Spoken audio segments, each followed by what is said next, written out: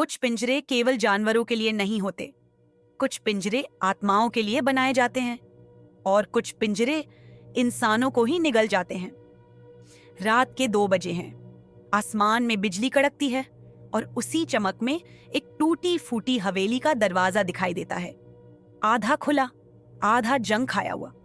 उस दरवाजे के पीछे से एक बहुत ही हल्की लेकिन खौफनाक चीख सुनाई देती है, जैसे कोई पिंजरे के अंदर से तड़प रहा हो। और तभी एक औरत की फटी हुई आवाज में डरावनी हंसी गूंजती है, आ गया ना तू भी, अब कभी वापस नहीं जा पाएगा। अरुण 20 साल का युवक शहर से अपने दादाजी की तबीयत खराब होने के कारण गांव आया था। उसने पिंजरे वाली औरत की कहानी पहले सुनी थी, लेकिन उसे ये सब बेबुनियाद बकवास लगती थी। एक रात उसके दोस्तों ने उसे चुनौती दी, अगर तू इतना ही बहादुर है तो उस हवेली में जाकर एक रात बिताकर दिखा। अरुण ने मुस्कुराकर कहा, ठीक है, डील। हवेली के अंदर एक अजीब सी सड़ी हुई बदबू फैली थी। दीवारों पर सूखे खून के हाथों के निशान थे। चारों ओर सन्नाटा था, बस उसके कदमों की हल्की आवाज सुनाई दे रही थी। बीच कमरे में एक बड़ा लोहे का पिंजरा रखा था, जंग लगा हुआ लेकिन मजबूत। जैसे ही अरुण ने अपनी टॉर्च जलाई, पीछे से दरवाजा जोर से बंद हो गया। ठाक! वो चौंक गया, डर गया। और तभी एक औरत की खौफनाक आवाज आई, तू आ ही गया, अब कभी लौट नहीं सकेगा। अरुण ने धीरे से पीछे मुड़कर देखा।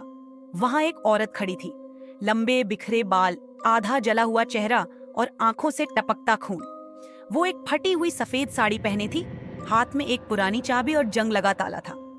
उसका चेहरा देखते ही अरुण का पूरा शरीर कांपने लगा और वो औरत बोली, जो मुझे झूठ समझते हैं मैं उन्हें पिंजरे में बंद कर देती हूँ। वो औरत अरुण की ओर बढ़ी और उसे ऐसे उठाया जैसे कोई कागज का टुकड़ा हो और उसे जोर से पिंजरे में फेंक दिया। पिंजरा अपने आप खटाक से बंद हो गया। अंदर अंधेरा था, लेकिन ध्यान से देखने पर वहां कई पुरानी हड्डियां, फटे हुए कपड़े और खून से लिखा एक संदेश दिखाई दिया, अब तेरा नाम भी इन सब के साथ जुड़ गया है। अगली सुबह गांव वाले जब वहां पहुंचे तो उन्होंने देखा कि हवेली का दरवाजा टूटा हुआ था, मगर अंदर अरुण नहीं था।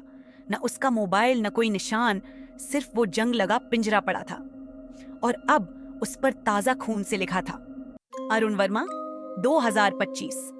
अंतिम चेतावनी आज भी, अगर कोई उस हवेली के अंदर जाता है तो आधी रात के बाद वहां से चीखें सुनाई देती हैं, मगर जब सुबह कोई जाता है तो वहां सिर्फ एक पिंजरा मिलता है, हाइएंस और एक नया नाम,